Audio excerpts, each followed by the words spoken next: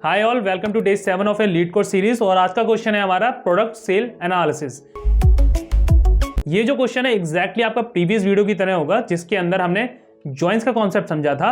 इसके अंदर भी हमारे पास दो टेबल हैं और दोनों टेबल्स के ऊपर हमें जॉइन लगाना है। बट यहाँ पे ना एक ट्विस्ट भी है और वो इस क्वेश्चन के साथ में ही समझते हैं। पहले थोड़ा क्वेश्चन को देखते हैं। क्वेश्चन कहता है हमारा प्रोडक्ट सेल एनालिसिस। ओके, इसमें हमारे पास दो टेबल हैं। पहला टेबल है हमारा सेल्स का, ठीक है। उसके अंदर क्या क्या है हमारे पास, sale ID, product ID, year, quantity and price. दूसरा प्रोडक्ट का टेबल जिसके अंदर क्या क्या है हमारे पास, product ID and product name. Okay, एक बार डेटा के साथ समझ लेते हैं कैसा है हमारे पास टेबल। कुछ इस तरीके से मेरे पास टेबल है, ठीक है जी। तो इसमें क्या क्या दिख रहा है आपको, सेल्स टेबल है और ये मेरा प्रोडक्ट्स टेबल है। सेल्स आईडी है 127, प्रोडक्ट आईडी है 0, 0 एंड 200, ईयर है, क्वांटिटी एंड प्राइस है। एंड यहाँ पे क्या है, प्रोडक्ट आईडी और प्रोडक्ट नेम है। यानी कि यहाँ पे अगर प्रोडक्ट आईडी 100 है, यहाँ पे भी 100 है, ये दोनों आपस में कनेक्टेड हो रहे हैं, ये इनका ब्रिज है। 100 का क्या है नाम, नोकिया। 200 का क्या है, एप्पल। और 300 का क्या है, सैमसंग। सेम इधर 100 एंड 200। तो यहाँ पे अगर 200 लिखा है तो 200 का क्या मतलब हुआ, 200 का मतलब यहाँ पे एप्पल होगा। क्लियर है सबको। क्वेश्चन और समझते हैं, इसके बाद एक बार आउटपुट देख लेते हैं। आउटपुट क्या कह रहा है हमें, फिर क्वेश्चन पढ़ते हैं। पहले आउटपुट देख लेते हैं। आउटपुट कह रहा है हमारे पास प्रोडक्ट नेम और ईयर और प्राइस आना चाहिए। प्रोडक्ट नेम आपको अगर याद हो तो हमारा सेकंड टेबल से है, ईयर आपको पता होना चाहिए फर्स्ट टेबल से है, प्राइस हमारा फर्स्ट टेबल से है। यानी कि दो कॉलम मेरे फर्स्ट टेबल से आएंगे और एक कॉलम मेरा सेकंड कॉलम से आएगा। तो जब कभी भी आपको मल्टीपल टेबल से आउटपुट लेकर आना पड़े तो आपको क्या लगाना पड़ता है, ज्वाइन लगाना पड़ता है। क्लियर है। अब फाइनली क्वेश्चन की स्टेटमेंट समझते हैं और इसको सॉल्व करते हैं। क्वेश्चन कह रहा है कि write a solution to report the product name, year, price for each sale ID in the sales table. यानी कि हर सेल आईडी के लिए आपको क्या क्या पता करना है, एक तो प्रोडक्ट नेम, उसका ईयर और उसका प्राइस पता करना है आपको। क्लियर है सबको।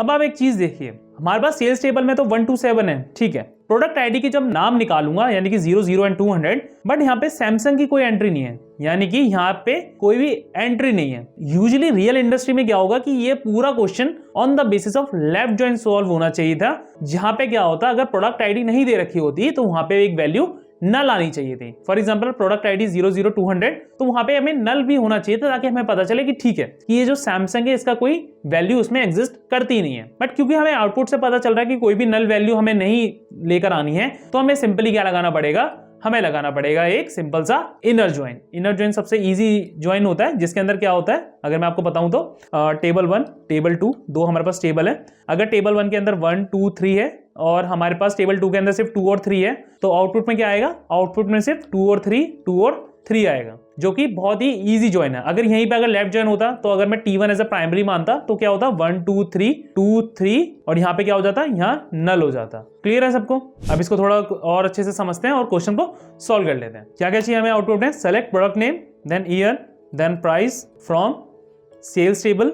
इसको मैं टेबल 1 बोल देता हूं। और अब अलियासिंग दिया तो क्योंकि ईयर और प्राइस मेरा टेबल 1 से आना तो इसको भी मैं टेबल 1 डॉट कर देता हूं, ताकि जो मेरे सिलेक्शन में उनको पता रहे कि हाँ ये कॉलम मुझे पर्टिकुलरली यहीं से पिक करना है। इसको मैं 2 दे देता हूं क्योंकि एट द एंड जो मैं दूसरा टेबल लूंगा उसका मैं अलियासिंग क्या दूंगा, 2 ही दूंगा। यहाँ पे सिर्फ ज्वाइन लिखते हैं। इनर ज्वाइन और ज्वाइन सेम बात है और सेम तरीके से ही काम करता है। Join of product T2 on, किस पे लिखना है हमें, product ID equals to product ID. Clear है। बस यहाँ पे अलियासिंग दे देंगे और हमारा सोल्यूशन हो जाएगा T1 एंड देन इधर T2।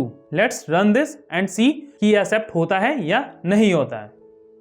ओके, तो हमारा केस एक्सेप्ट हो गया ये वाला। एक बार अपना आउटपुट देखते हैं। तो मेरा आउटपुट आया प्रोडक्ट नेम, जो कि यहाँ पे भी है प्रोडक्ट नेम, देन उसके बाद ईयर है, देन उसके बाद प्राइस है, फिर Nokia, Nokia Apple, Nokia, Nokia Apple, year and then price. अब इसको सबमिट करते हैं और लेट्स सी कि किसी केस के लिए ये फेल होता है या फिर हमारा प्रॉपर्ली सबमिट हो जाता है।